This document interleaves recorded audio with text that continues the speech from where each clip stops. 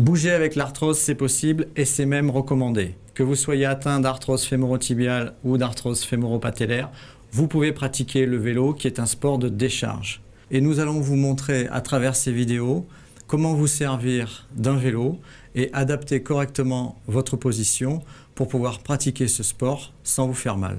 Si vous n'avez pas de douleur en pratiquant le vélo, ne changez rien. En revanche, si vous ressentez des douleurs pendant le pédalage, vous pouvez vérifier 3 paramètres importants. Premier paramètre, la hauteur de selle. L'erreur la plus fréquente, c'est une selle trop basse. Vous avez à ce moment-là un angle de flexion du genou trop prononcé. Et cet angle de flexion trop important peut entraîner des douleurs sur la face antérieure de la rotule. À ce moment-là, il faut rehausser la selle de quelques centimètres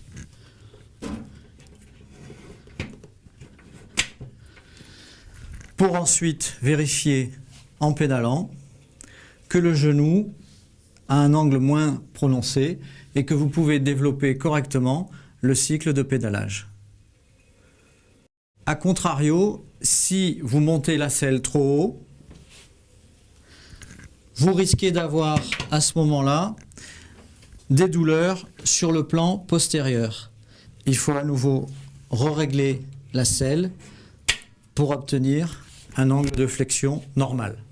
Dans ce cas précis, c'est une bonne position de pédalage puisque en fin de mouvement, il reste 10 degrés de flexion du genou.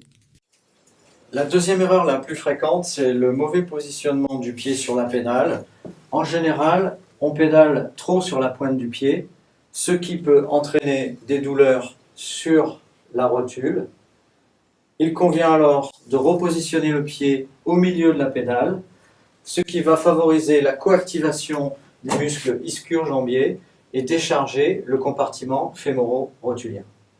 Souvent, on pense que si on ne force pas, ça ne sert à rien. C'est une erreur.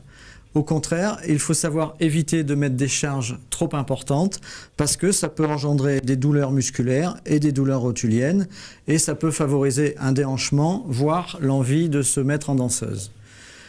À ce moment-là, il faut corriger l'intensité de l'effort.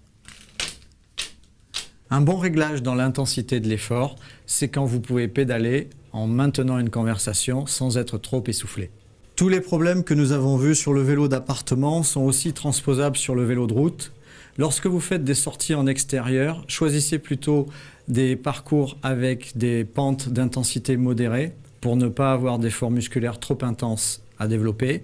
Si ensuite vous possédez des pédales automatiques qui génèrent des douleurs pendant l'exercice, privilégiez le retour à des pédales classiques, ce qui vous permettra d'adapter la position de votre pied et d'éviter ainsi des douleurs trop importantes. Pour les personnes qui présentent des troubles de l'équilibre, il vaut mieux privilégier le vélo d'appartement.